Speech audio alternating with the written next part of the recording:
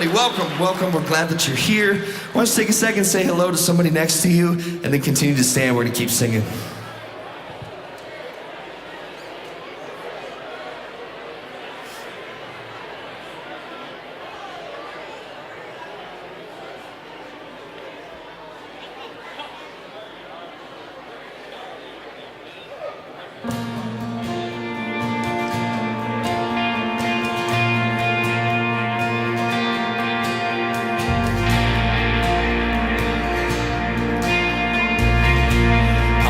Together and sing. I woke up in darkness, surrounded by silence. So where have I gone? I woke to reality, losing its grip on me.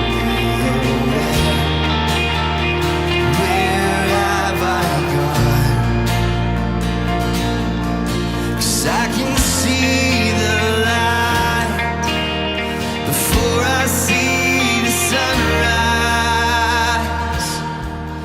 You called and you shouted, broke through my tempest. Now I'm breathing in, breathing out. I'm alive again. You shattered my darkness, washed away my blindness. Now I'm breathing in, breathing out. I'm alive again. Lady, I loved you.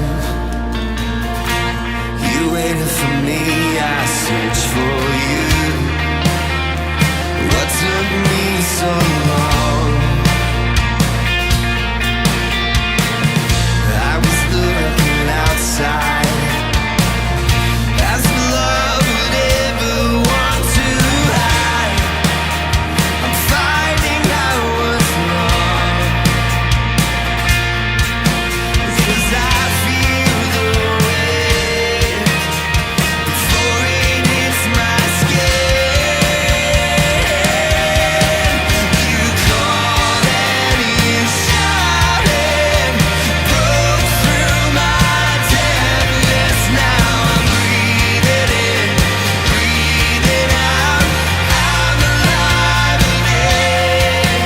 You shattered my darkness, washed away my blindness. Now I'm breathing in, breathing out.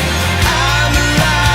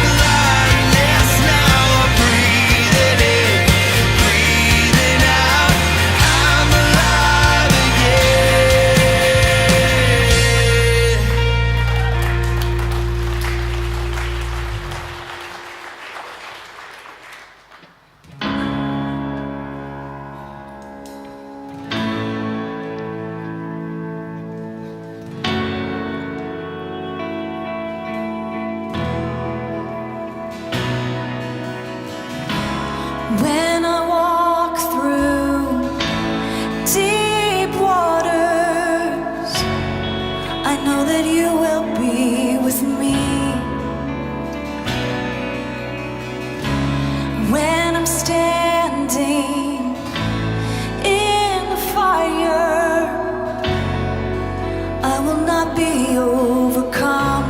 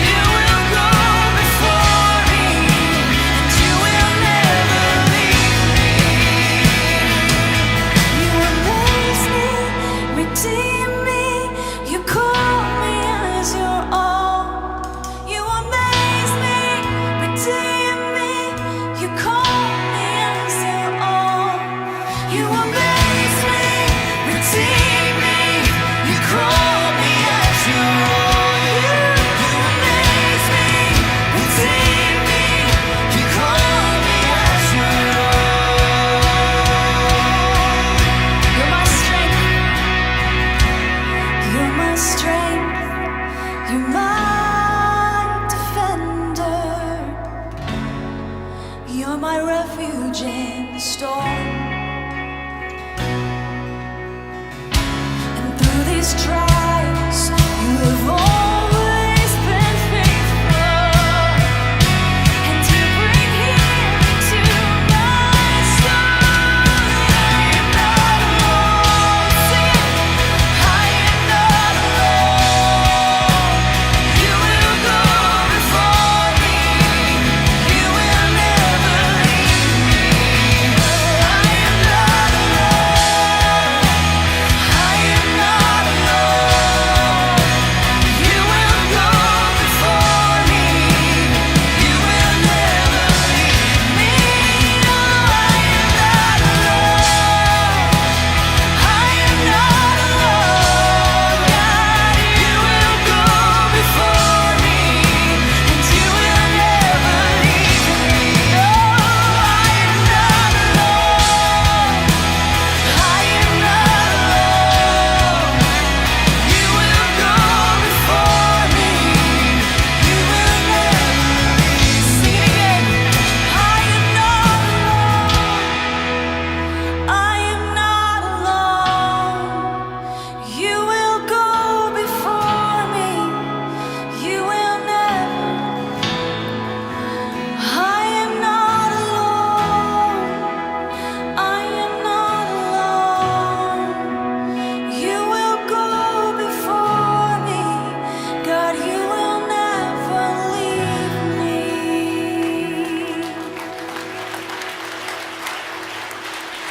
Thank you, worship team. Go ahead, have a seat. I want to welcome you to Crossroads. Good seeing everybody here in the auditorium, in the atrium, and watching online. We have friends that watch from Oregon every week, Illinois, Indiana. We're glad that you're with us in other places. If you watch regularly from somewhere else, do a shout out. Let us know about that. But good seeing everybody here. Welcome to week 3 of the Jesus Way. Dennis is going to be up talking about another aspect of Jesus' life that we want to all imitate. That's the Jesus way, not just learning his words, but living them out. And that's what Dennis is going to be talking about today. And a lot of things happening at Crossroads. You can find out online at our website. Check those all out. But nothing's bigger than Easter. And Easter is happening in 3 weeks. And I know you're already figuring out what service out of the 5 you're going to be a part of. And one of the traditions here is many people, they say, I'm going to invite an entire row of friends, family, colleagues to the service. So picture a row and take the number 5, 7, 8, whatever it is, and go, that's my goal. I'm going to invite them. Because guaranteed, many people start coming to Crossroads every year that look back and say, you know what? It was an Easter service that was the first time I came.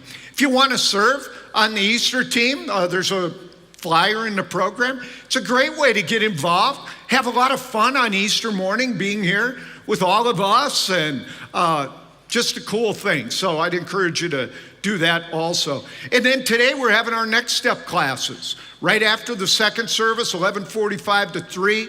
Lunch is included, childcare, all that stuff. You start with Crossroads 101. I lead that class. I want to personally invite everybody. Be part of that. You hear about the history of Crossroads. What's the vision? Why do we do what we do here? How are we going to fulfill Jesus' calling upon us as a church? If you haven't been in 101, get some coffee, come back, 11:45. It leads to membership and no pressure to do that. But I would hope everybody who calls Crossroads their church would go through 101, and then after that, you take the others, 201, 301, 401, and all of that. But that's today. All 4 of them are offered. And you only take one. You don't take 101 and, all in one day. That'd be too much. That'd be too much for me, even. But we hope you'll come back for that. We're going to take our offering right now, and our hosts are getting ready. And when you give in the service, you mail it in or online. And over 30% of people at Crossroads give online through our website. But however you choose to do that, you're saying, I believe in the mission of this church. I believe in this mission of a church that welcomes everybody every single week. Let's pray together and we'll take the offering.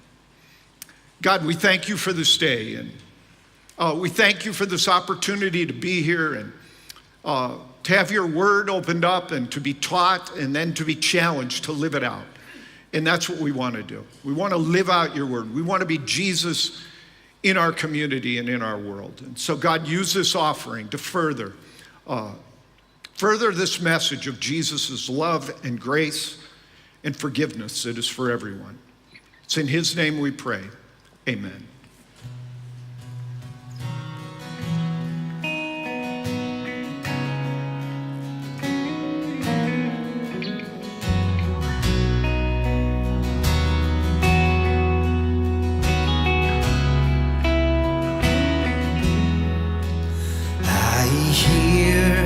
Savior say, thy strength indeed is small.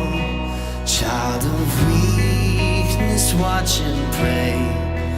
Find in me thine all in all.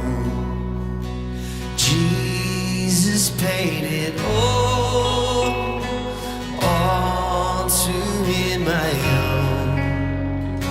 Sin had left a crimson stain, he washed it white as snow.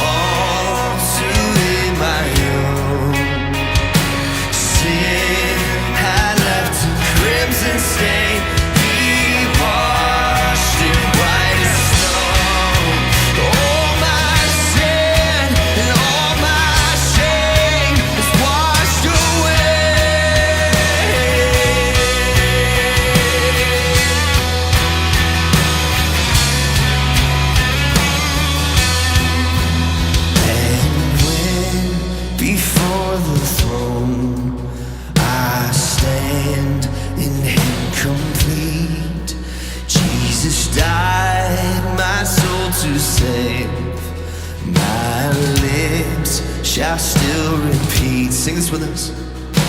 Jesus paid it all to him.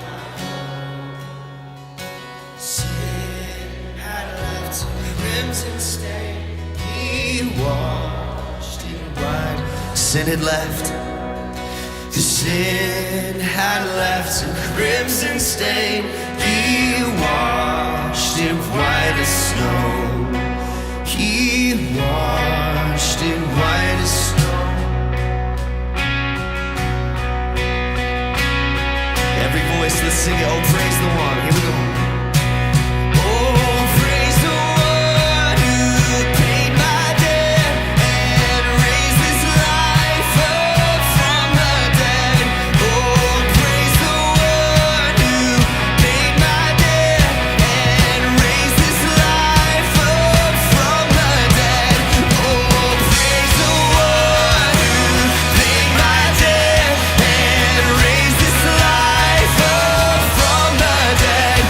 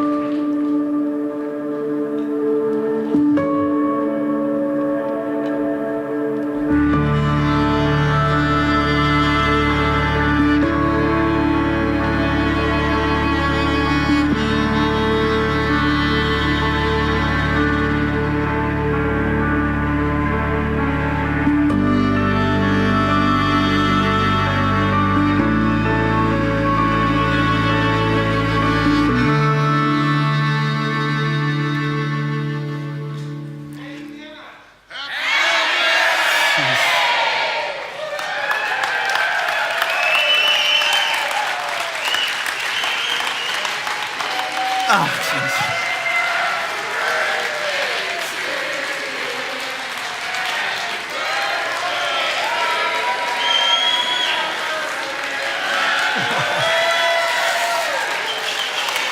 Thank you. Yeah, there you go. Birthdays at this point in your life are, hey, I'm glad I got another birthday. Hey, I got another birthday. You know, it's kind of like that. Well, many of you, thank you, really, thank you. I felt really loved. You do need to learn how to sing better, but I felt really loved. As many of you know, my son Aaron and I just got back from a 2-week trip to Ethiopia, where we visited my other son, Ryan, his wife, Ryan, and our 2 grandkids, Lila and Gabe, who are teaching school in the capital city of Addis Ababa. And the first day we got there, first full day, Ryan and Ryan have to go off to teach school. So he says to us, and we get to spend the day with the grandkids, who are 5 and 6, he kept them out of school, and said, Dad, why don't you take them and go down to this coffee shop? They love to have a little coffee, and there's a little arcade there and whatnot. So he gave us directions, just go down this way and then go there. It's real easy, you can't miss it. So we're walking down there, the 4 of us, and we get to this corner, and this is this huge busy street, city of 5 million people, right? And there's cars and buses zooming everywhere. And I look this way, and I look that way, and I have no idea which way to go. And I'm disoriented, and I'm jet lagged, and I'm a little tired, a little dull. And I look around, and there is no other people the color of my skin inside. And I know what it feels like to be in a minority right there. And I think, come on, Dennis, I'm the dad, I'm the grandfather, I'm the man. I ought to know which way to go. And then I have this moment of great clarity. Dennis, you have no clue where you are, what you're doing, or where you're going. And it was just this moment of clarity. And we're standing there looking as bewildered as ever. And Gabe and Lila look up at Aaron and me, grown men, and say, come on, Papa, we know where to go. And they take us by the hand, and they walk us down the street, and then we go across this, play a little Frogger game with cars across the street. We go down through this busy parking lot, through this sea of ebony of people, and through this maze of buildings in here and there, and right up the steps into that coffee shop. There's a little verse in the Bible that says, and a little child will lead them. And that's what happened. And I thought about that, and Jesus said one time, people are like sheep without a shepherd. And I'll guarantee you, we felt like sheep without a shepherd right in that situation. And I'll bet you've had those situations. You might be in one right now in your life. You have no clue which way you're going. You feel lost, disoriented. You feel discouraged, you feel left out, you feel confused, you feel fearful. There's this little churning that's going on right here inside of your body, and if you let that go, it would turn into full-on panic or a meltdown. And if you don't feel that way today, I'll guarantee you there's going to be a day in the future when you do. And one of the most dominant pictures that Jesus uses to describe the relationship that he has with us is that between a shepherd and his sheep. Some of the most famous people in the Bible were shepherds. Abraham, Jacob, Moses, David. The most read, the most endearing, the most famous chapter in all the Bible is what? Psalm 23. And how does it start? The Lord is my shepherd. So the story we're going to look at today in the Jesus way is one that Jesus told about a shepherd and some sheep. It's printed in your program. Pull it out right now. I'm going to read it. It's up here on the screens as well. The one who enters by the gate is the shepherd of the sheep. The gatekeeper opens the gate for him, and the sheep listen to his voice. He calls his own sheep by name and leads them out. When he has brought out all his own, he goes ahead of them. And his sheep follow him because they know his voice. But they will never follow a stranger. In fact, they will run away from him because they do not recognize a stranger's voice. Jesus used this figure of speech, but the Pharisees did not understand what he was telling them. Therefore, Jesus said again, very truly I tell you, I'm the gate for the sheep.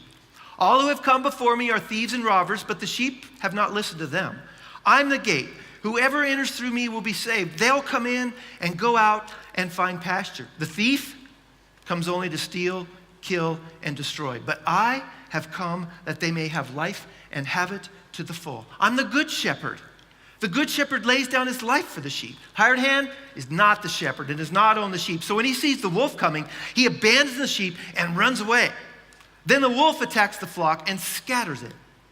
The man runs away because he's a hired hand and cares nothing for the sheep.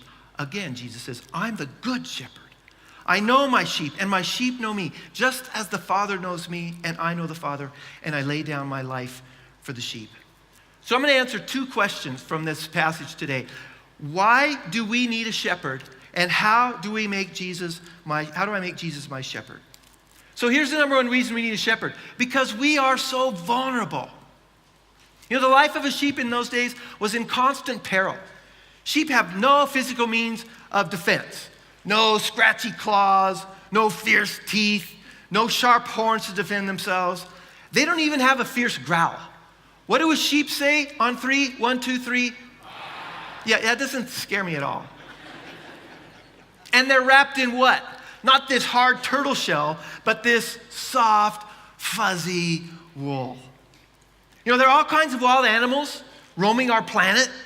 You know, herds of wild mustangs, packs of wild dogs, prides of cats. There are no flocks of roaming wild domestic sheep. Now, if you turn a horse or a cat loose, they'll go wild. You turn them loose, they'll go, board free as the wind, and off they go. And they actually might find their way home. A cat and a horse find their way home. You turn a sheep loose, they're going to wander away. Hey, where's everybody? Who's going to bring me dinner? That's the way a sheep is. And their intelligence, I mean, how do I say this nicely? They don't score very high on the animal IQ list. They don't. They don't even know what to eat. They'll eat poisonous plants. I grew up on a farm where we raised sheep, and oftentimes we'd have to go out in the pasture and look around for these 4 things sticking up in the air. The feet of a sheep. They're laying flat on their back in this little hollow, and here's the deal. They cannot roll over. They'll just lay there. Is anybody gonna come help me? The thought to why don't you roll over, never comes to their mind. They'll die there. They will, they'll die there. So my grandpa said, sheep are dumb and they like to die. That's what he said. You turn a horse loose without a rancher, the horse will go wild or come home. You turn a sheep loose without a shepherd, it's gonna get lost and it's gonna die. So when Jesus refers to us as sheep, it's not really a compliment. But it is a reality. And you and I and the people we love are vulnerable to so many external events that can happen in our lives. And we have a little saying, didn't see that coming, right? That car that hit you out of the blue, didn't see that coming. That phone call, that job layoff, that plunge in the stock market, that tornado, that fire that swept and took away everything that you have, didn't see that coming. That relationship breakup, that divorce, didn't see it coming. That diagnosis, that death, didn't see that coming.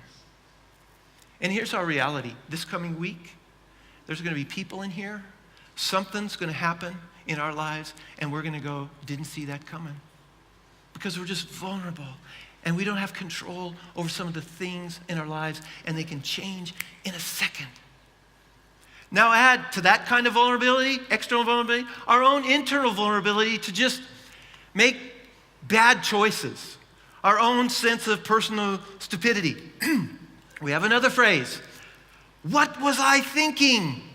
Right? We have that phrase. There's a series of best-selling books called the Darwin Awards, in which it lists seriously dumb things, and I quote, commemorating individuals who improve our gene pool by removing themselves from it in a particularly idiotic fashion. How many of you have done things that would qualify for a Darwin Award? Yeah, I remember one time I pumped 500 gallons of liquid fertilizer into a diesel fuel tank that was running a diesel engine. Yeah, exactly. That's what my dad said. And then he said, what were you thinking? How many of you have been riding a bicycle or a motorcycle and decide, you know what, I think I can do that? Well, about 3 seconds later, you're laying bloodied on the ground, and you look back and you tell yourself, what was I thinking? I remember one day, junior high, we had borrowed this friend's brand new ATV, the kind you could actually ride in the water. And there was this flood on their ranch, and this flooded creek, and so we were riding it across the creek. And you know how this goes, right? Oh, that went well. Let's go a little deeper. So we went a little deeper, and that went well. And finally, we got to the point where we got out in the middle of the creek, and guess what? We started floating down that flooded creek. And we look around at each other and go, this isn't too good. And then there comes this bridge across it, and we float up right against the bridge. And we're stuck there. And we think, we got to get out of here. So we all step on the same side of the ATV at the same time to crawl out onto the bridge. And you know what happens? The ATV tips, and down it goes, and it just disappears in the bottom of that creek. Now I have to walk up to my dad, who's standing beside his friend who owns the ATV, and tell him, we just sank your brand new ATV. Now, what do you think my dad and his friend said to me simultaneously at the same moment? What were you thinking? But there's a much more serious kind of list, a what were you thinking list. What was I thinking when I got hooked on those pain meds? When I had that affair? When I took that money? When I bought that thing I knew I couldn't afford? When I told that little white lie? When I got involved with that person? When I drifted away from God? What was I thinking when I said those words? How many of you could come up with a fairly quick, what was I thinking list? Yeah, we can. And we're so vulnerable to all those external events and our own lack of wisdom. It's no wonder in Isaiah 53:6 it says we're all like sheep who've wandered off and gotten lost. We've done our own thing, gone our own way. Notice it doesn't say we're all like cattle. We're all like cats. We're all like camels. No, we're all like sheep.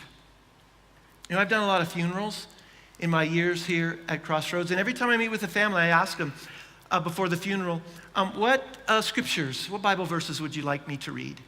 And 90% of the time, they say, would you read Psalm 23?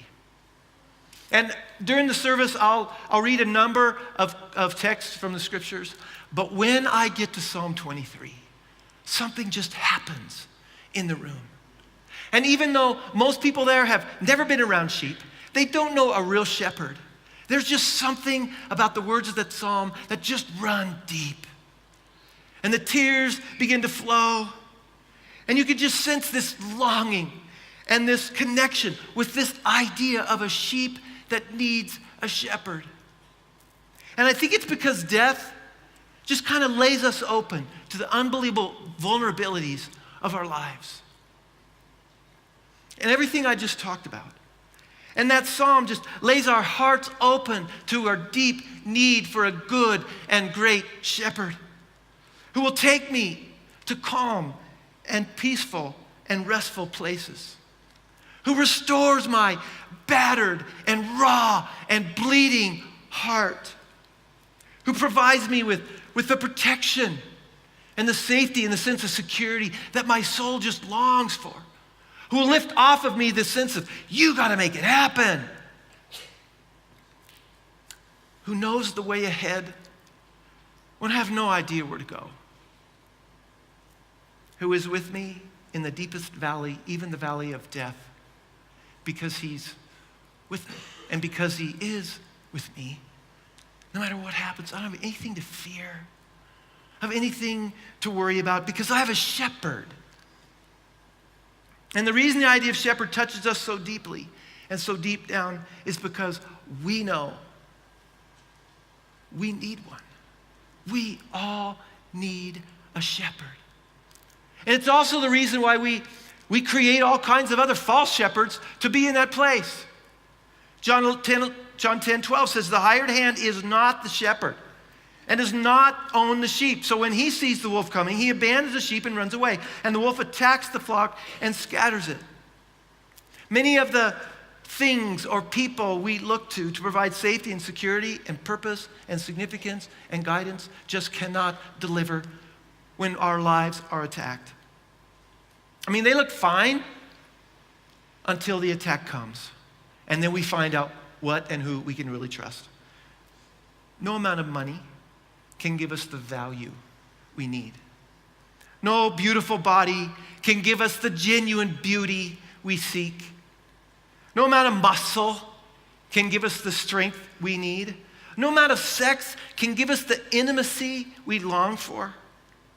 No amount of insurance can give us the security we need. No amount of friends can give us the companionship we need.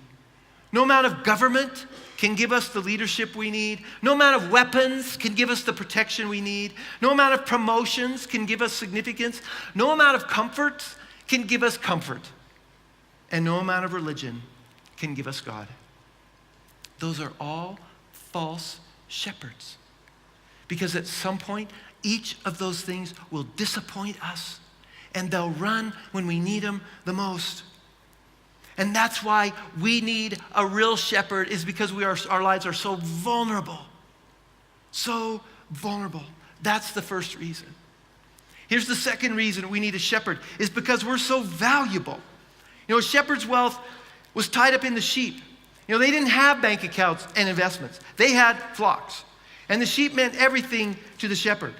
In verse 13, it says, I'm the good shepherd, Jesus says. The good shepherd lays down his life for the sheep. The hired hand is not the shepherd and cares nothing for the sheep. Jesus said, I'm not the hired guy. I'm not the hired shepherd. Hired shepherds are just in it for what? For the money. They're in it to use the sheep, not love the sheep. One summer, I worked for a 2-week job up by Elk Mountain, Wyoming. Big ranch up there. They run 10,000 head of sheep. And every summer at the beginning, they would hire 10 shepherds. And they would give each of them 1,000 head of sheep, which is called a band, and send them off for the summer. At the end of the summer, they'd bring them all back. Well, middle of the summer, this one shepherd comes wandering back into the ranch. And the rancher finds him and says, what are you doing here? And the shepherd says, this is a true story. Shepherd says, I wondered if you'd give me another band of sheep. I lost the one you gave me. He was hired. He was no longer hired shepherd. He doesn't give a rip about the sheep. He lost 1,000 head of sheep in a couple of months. Jesus says, I'm not like that. I notice when you wander away. I own the sheep. In fact, he says the good shepherd lays down his life for the sheep. Why? Because the sheep are his pride and joy and delight, not just his economic engine. And what Jesus is saying to each of us, if you've never felt this, is you are my pride and joy and the delight of my life. I love you. I don't just take care of you because I made you. I made you because I love you. And he doesn't love us because we're so lovable. He loves us and laid down his life for us because you are so valuable. Valuable. This is the Jesus way. And this is the central message of the Christian faith. Now, all the rest of the religions would say, you know what? If you do this and if you do that, then you can be in. In fact, if you do more of this and more of that, then you can be in and you can be loved. And Jesus says that's not the way it works. We start with I love you. Now let's figure out how I can help you be in and be loved and experience that love. That's the Christian faith. And here's the kicker. In verse 14 it says, I know my sheep. And I thought, cool, Jesus knows me. And then I thought, uh-oh, Jesus knows me. He knows my sheepness. He knows my weaknesses, my strengths, my wisdom, my stupidity, my bad choices, my good choices, my selfish attitudes, my insecurities. And I was thinking about this earlier this week, and I thought, you know what? My wife knows me in a lot of those ways. You know me in a lot of those ways. And then I thought, what about my thoughts? What about your thoughts? And I thought, I don't want you all to think less of me, but if you knew my thoughts, you would think less of me. You would. My wife and I were talking about this earlier this week, and I said, Barbara, I really love you and I want you to know me, but quite honestly, I am not going to tell you all my thoughts. And she looked at me and she said, good. Because I don't want to tell you all my thoughts either. Psalm 139 says, the psalmist says to God, you know my thoughts. And the Good Shepherd knows every single aspect of our lives, our every thought. He knows us to the very bottom of who we are. And here's the good news. He loves us anyway. Even at the bottom. Every other faith says, if we do those things, Jesus says, in spite of you doing those things, I will love you anyway. Jesus' message, life, death, resurrection demonstrate that he's the only shepherd who will say to us, I know you to the very bottom. I lay down my life for you, even when you're at the bottom, no matter where you go, no matter how you wander off, and where you find yourself one day. And how do sheep wander off? I mean, how do they get lost? I don't think most sheep get up on one day and go, oh man, I'm going to get lost today, and just boom. No, they get up and go, I'm hungry today. And they go, oh, hey, there's a good clump of grass. Go. Oh, there's a good one. Ooh, there's a tasty one. Go. Oh, look at that one. Go. Oh, man, look at that one. Whoa, whoa, there's some over there. Let's go. Oh, man, look at all the... Hey, where's everybody? Where'd everybody go? Hey, come back. How do sheep get lost? One bite at a time. And how do we get lost? One random thought at a time. A little compromise here. A little lie here to cover up that. A little bad decision here. And a bad behavior and a bad habit. And we find ourselves lost. And Jesus doesn't leave us there because he loves the sheep. He comes after us. He comes after us because he knows we're sheep. He knows that. We just need to admit it and admit it to him. That's the way it works. The Good Shepherd knows who we are. He knows our thoughts. He knows our proneness to wandering. And he loves us at the bottom because we're so valuable to him, not because we're so well behaved. So we need a shepherd because, first of all, we're so vulnerable. And we need a shepherd because we're so valuable. And I want to tell you three prayers that we can pray to say, well, how do I make Jesus my shepherd then? If I want him to be my shepherd, how do I do it? And here's three prayers. The first one is this, to pray, I will follow you joyfully. There's a phrase in verse 9 that says of the sheep that the sheep will come in and go out and find pasture. And that's the Hebrew catchphrase that describes the absolute highest caliber of living for a sheep. For a sheep to be able to come in safety and security and go out with someone to lead them in their life and find food and be nourished and in a flock is the highest caliber of living for a sheep. And in verse 10, Jesus says, this is for us. I have come that you might have life and have it how? To the full. I mean, what's not to be glad about that? The Good Shepherd is absolutely committed to the highest caliber of living possible for us and is willing to die even so that we can have it. And he's going to do everything in his wisdom to stop those things that rob us of joy and provide us with every resource that creates joy in our lives. And what this means is if Jesus is our shepherd, the reason that we obey him, the reason that we follow the instructions on how to do life in this book isn't because we have to, it's because we want to. It's because we understand he is leading us into the greatest life possible. And he loves us so much, and he's going to be shattered and wounded when he sees us doing stuff that destroys our lives. And if the driving force of our lives comes from knowing that Jesus is only looking out for our good and is absolutely committed to our joy, it changes how we follow him. We don't obey these instructions on how to do life because we have to. We do it because we understand he knows where the joy is. He knows where the good pastures are, where the clean water is, where the rest is, and that's where he's leading me, into that kind of life. Ultimate joy. So can you pray this prayer today? Jesus, I will follow you joyfully. Here's prayer number 2. I will follow you when it's hard. Remember that what was I thinking list a little bit ago? Often we make bad decisions because we think we know better. We think we don't need a shepherd. In Luke 15, Jesus tells a story where one sheep out of 100 wanders off and gets lost.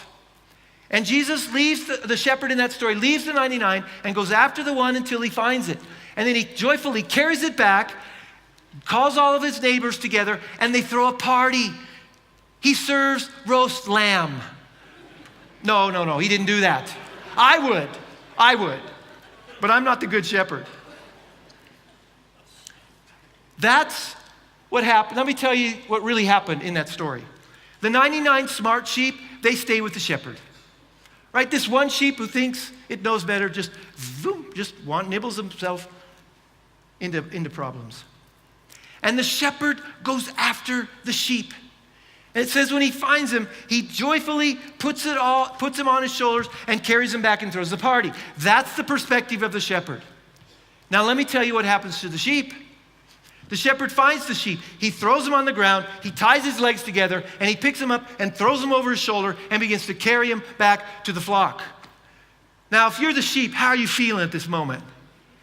Anybody ever carried you over their shoulder? How does that feel? Well, it's pretty uncomfortable and it's pretty hard. And if you're the sheep, you might experience it this way. And there are some times in our life, we're all going to get lost. We are. We're going to get lost, and the shepherd is going to come. Jesus is going to come after us, and when he finds us, he says, you know what? I'm going to take you back to the flock, but it might not be as easy as you think. And some of us have discovered this, that when we've drifted from God, the way back sometimes can be hard. It can be painful. The road to recovery is not easy. It isn't.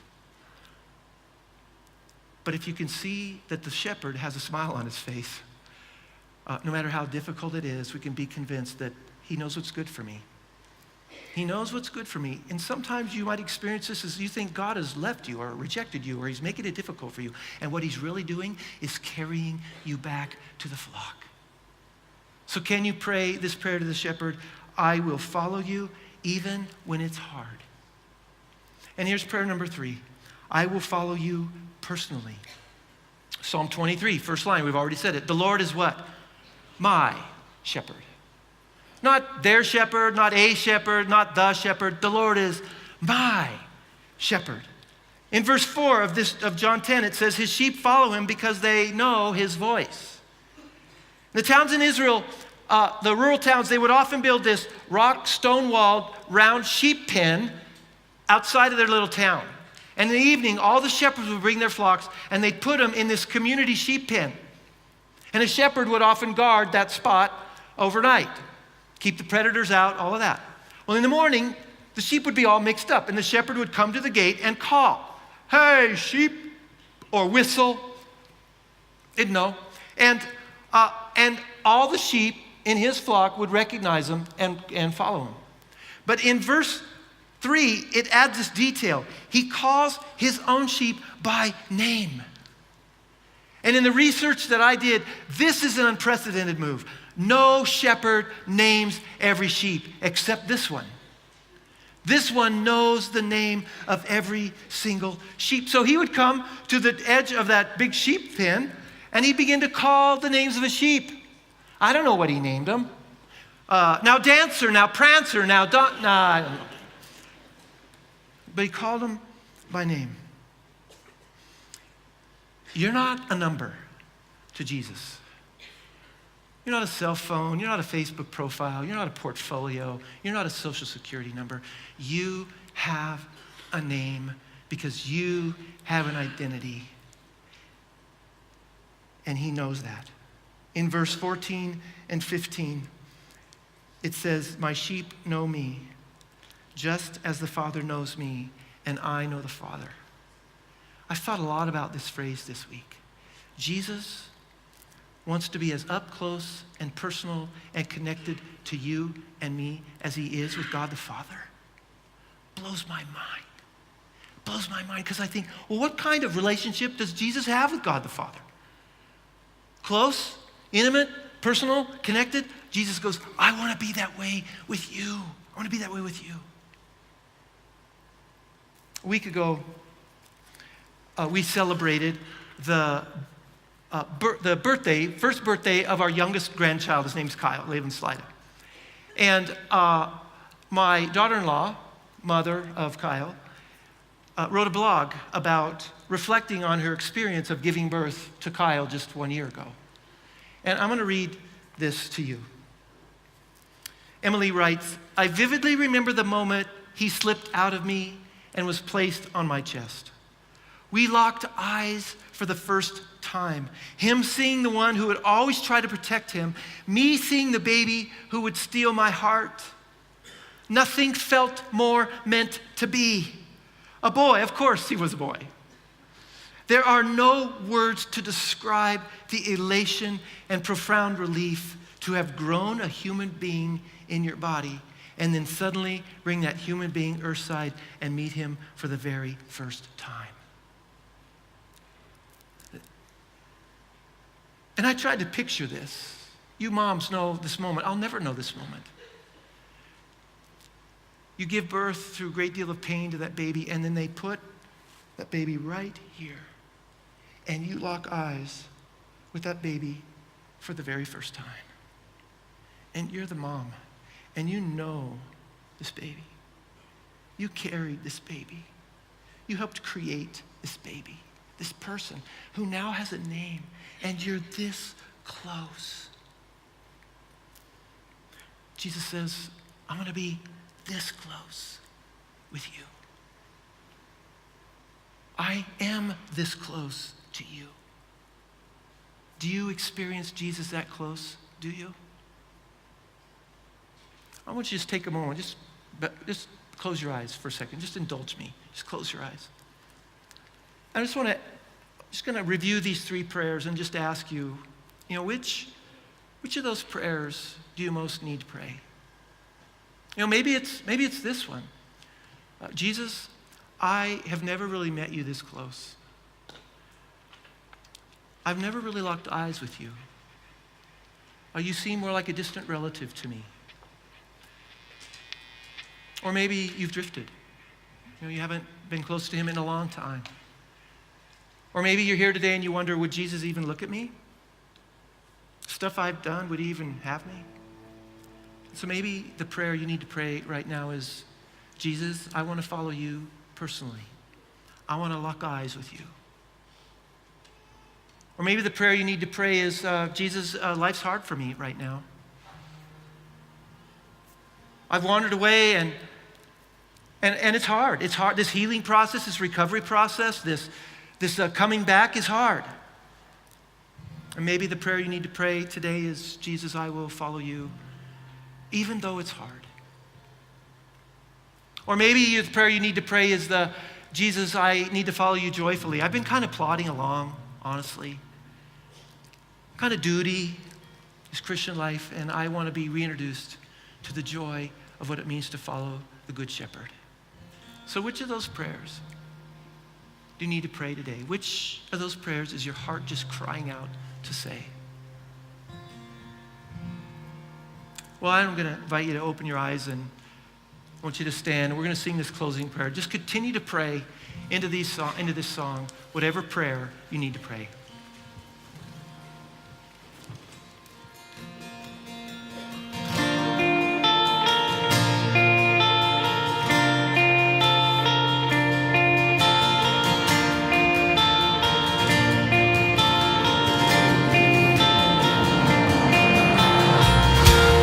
Like a fire in the night, whose flames reach and touch the sky, burn within my soul.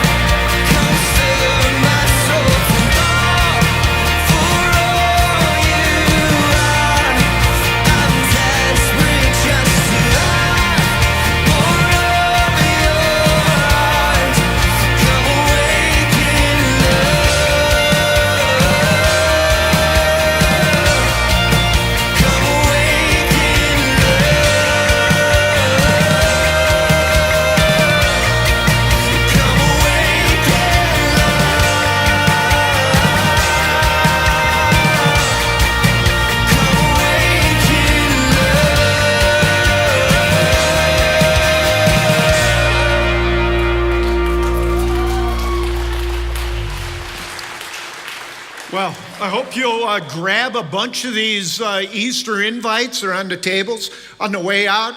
Pass those out. Next week, we're going to continue on the Jesus way. I'm going to talk about compassion. And what Jesus said about compassion is not what you think. So I hope you'll come back for that. If you fill out this Connect card, take it to the Welcome Center. They have a gift for you. That's if you're new.